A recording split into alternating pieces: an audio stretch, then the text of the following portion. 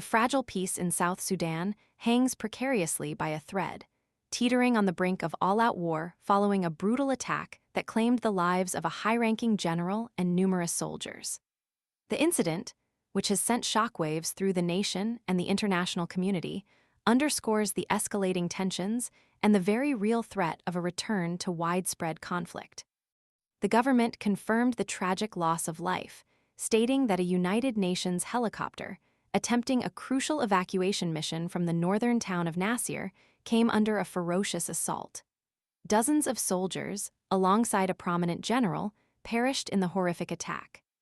The UN's condemnation was swift and unequivocal, labeling the incident utterly abhorrent and potentially constituting a grave war crime, a violation of international humanitarian law that demands accountability and justice.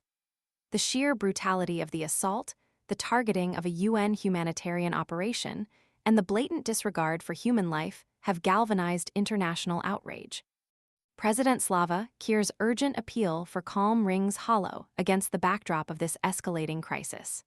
His plea for restraint is overshadowed by the gravity of the situation, a stark reminder of the fragility of the peace agreement and the deep-seated tensions that continue to plague the nation.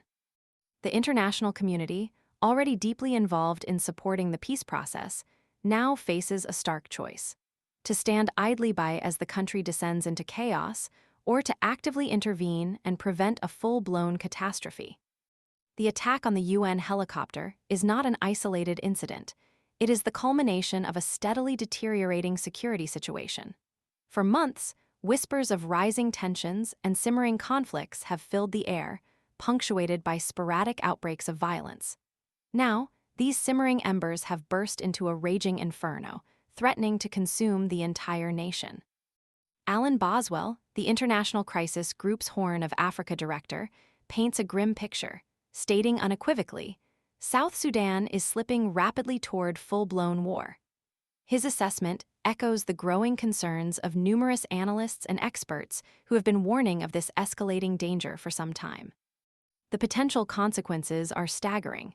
A humanitarian crisis of unprecedented proportions, mass displacement, widespread suffering, and a devastating setback for the fragile peace process. The international community must act decisively and swiftly to prevent this potential tragedy. Diplomatic efforts need to be intensified, with a renewed focus on mediating disputes and enforcing the existing peace agreement. Furthermore, increased international pressure is crucial to hold those responsible for the attack accountable for their heinous crimes. The UN must be empowered to continue its vital peacekeeping and humanitarian work, unhindered by violence and threats. The fate of South Sudan hangs in the balance. The international community has a moral obligation to prevent a return to the horrific violence that has plagued the nation for so long. The time for decisive action is now. The silence of inaction is complicity in a looming catastrophe. The world is watching, and its response will determine whether South Sudan can finally find lasting peace or descend further into the abyss of conflict. The consequences of failure are unthinkable.